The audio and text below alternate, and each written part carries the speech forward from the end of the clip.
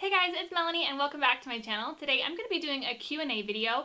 I've asked some questions on Twitter, Facebook, and Instagram, and I've got some questions that I often get. And so because this channel is very tutorial based, we don't always get to chat, and you guys don't always get to ask me questions and see any other information that you'd like to know about me or my creative journey or really anything else. So that's what today's video is going to be, a little bonus video for this week. So let's jump right into the questions. I'm going to try to get to as many of these questions as possible. Most of the questions are over on Instagram. You can follow me at Melanie K. Ham if you are on Instagram. So one question from Elbel Doodle: where do you buy all of your supplies? Best type of interfacing. So the type of interfacing is really based on what project you're doing. Pellon has really great options. But where I buy all my supplies, it really depends. But to be honest, most of the time it's Amazon, Walmart, Joann Fabrics, Michael's Craft Store. I also like local fabric shops. I shop at So Modern and Super Buzzy. They're in the LA area. They're kind of a little bit of a drive from me, but if I'm in the area, I try to shop there and shop local and small business too. Any more babies? Well, jury's still out on that. Every day I pretty much change my mind. So maybe, maybe not. I don't know. Do you still homeschool your kids? How is that going? Yes, I homeschool. My daughter is going into preschool this year, so she's going to be going to a preschool. It's the same preschool my son went to, and I love it there. So she's going to go there. And then my son, he's going to be in first grade, so we are going to homeschool again for first grade. It's going well. I probably could do a whole video on homeschooling, so if you want to see that, you can leave a comment below about that. I love the flexibility. I love being in control of my son's education and being able to choose different curriculums and push him ahead. And when he's going ahead in certain things, he's already halfway through first grade math and reading. So we were able to sort of push him ahead when he was excelling. So I really like that aspect of it. And just really quick so that this video isn't too long, the downside is that I don't love it myself. I don't necessarily feel like I am my son's best teacher. And this is real talk, okay? Like, I'm not gonna sugarcoat things. I'm not gonna I'm gonna be honest, okay? So this is just my honest opinion, and I don't love it. I don't love the process. I love seeing my son learn and grow, but actually sitting down and doing the work, it's hard for me, and it gets to be a little bit of drudgery every day, to be flat out honest. So I am going to be looking into other options for second grade, and then when my daughter's in kindergarten. There are so many pros, but the con is like a big con, and I don't know. We'll see what happens. We're definitely doing it again this year, and there are aspects that I enjoy. So I don't know. That's potentially a longer answer, but yes, we're still homeschooling. Do you have a sewing crafting playlist you listen to while sewing? So a lot of times when I'm sewing, I'm writing the instructions, so I have to kind of concentrate. I might have some music going, but I am writing instructions. I have my laptop out or my notepad out, and I'm kind of jotting down steps as I go. But if I have mindless sewing, or I'm driving or doing something where I'm doing the same thing over and over or something like that, I actually listen to podcasts more often. I listen to business podcasts usually. I like Chalene Johnson, Lewis Howes, Social Media Examiner, Amy Porterfield, people like that who have a lot of business tips and social media tips and growing your online business. So that is generally what I listen to when I am doing like mindless sewing. Okay, from So Fluffin' Cute: how much prep time do you have for videos, and what kind of editing equipment do you use?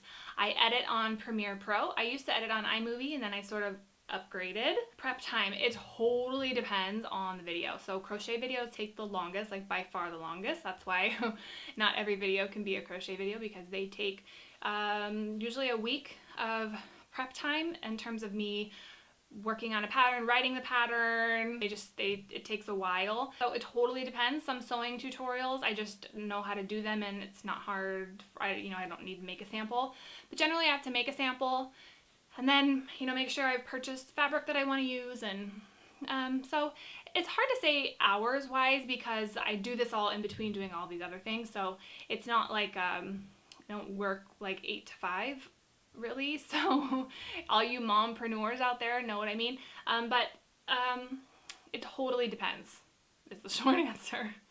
Do you wash your fabric before cutting it? Generally, no. I only wash fabric if it's going to be worn or washed like where the shrinking will make a difference. So like on a pillow cover, I generally would pre-wash that because then it's going to be washed, and if it shrinks too much, it won't fit over the pillow form. So I do for that kind of thing. For quilts though, I do not. I'm in the non-pre-wash your quilting fabric camp. There are two of them. Yeah.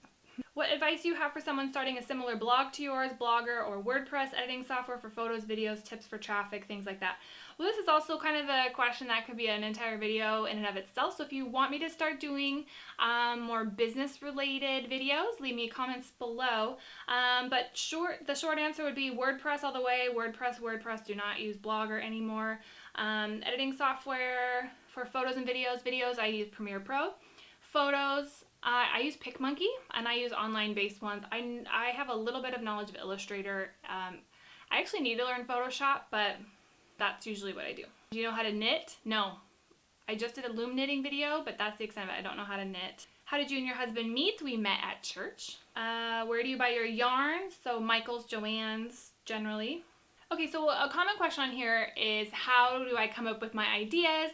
How do I get inspired? How do I do all of this with kids? So coming up with ideas, I am one of those people that doesn't struggle with coming up with ideas. I'm one of those people, I can't even go on Pinterest for very much time because I get overwhelmed with ideas. And so I generally don't have a problem with that. It's mostly just I have a lot of ideas, and then it's narrowing it down to ideas that would be good videos, things I've not done before, things that would be simple. I generally like my videos to be fairly simple. So it's mostly narrowing it down to that, and then just setting my editorial schedule based on the time of year, based on what I'm interested in. If my kids need something or I'm making a gift for someone, that kind of gets in there too, because then I can do that at the same time. I generally have a running list of videos, things that people have requested. So yeah, does that answer your question? Hopefully it does. And then I get this question a lot. How do you do it all? How do you do your channel with having a kid and you know, I can't do anything and I have a little baby or something like that? The short answer is that I don't. And again, this could be another whole video, but the short answer is I don't do it all. There are things I can't do, there's things I don't do, and to be honest, we're real talk here, right? So I run at a level where I am maxed out. So there's not a lot extra I can take on. My family is my priority. They will always be my priority no matter what. So that is a huge part of my day, is my children and my husband and my extended family and whatever needs to happen along those lines. It's prioritizing and kind of like figuring out what is the best use of my time. There have been things on my blog I've been meaning to do forever, and I just I can't get to it. No matter how hard I try, I can't get to it. And so, you know what? That's okay. That's how it goes. Also keep in mind, my kids are 6, almost 7, and 4. So they are fairly independent. I mean, they still need a lot of help with things, obviously, but they play really well together. They have a lot of things that they just go do, and they play and entertain themselves outside for hours. The short answer is priorities. You got to have your priorities in line and your priorities in check, and daily making sure that the things you're doing in your day are fitting in with the biggies, you know, like with my business, I have like, you know, 3-4 to-dos in that day, and those things have to get done, and once they're done, I'm done. Again, another whole video this could be. Would you rather only crochet or only sew? This is an interesting question. Would you rather stop doing your projects but stay on YouTube, or keep doing projects but stop YouTube? That's a good question. Well, YouTube is a source of income for our family, so stopping YouTube would be virtually impossible financially. And I get to do projects and I get to share them, and so that is so rewarding to me. But if I had to stop doing projects on YouTube, I don't know that anybody would watch.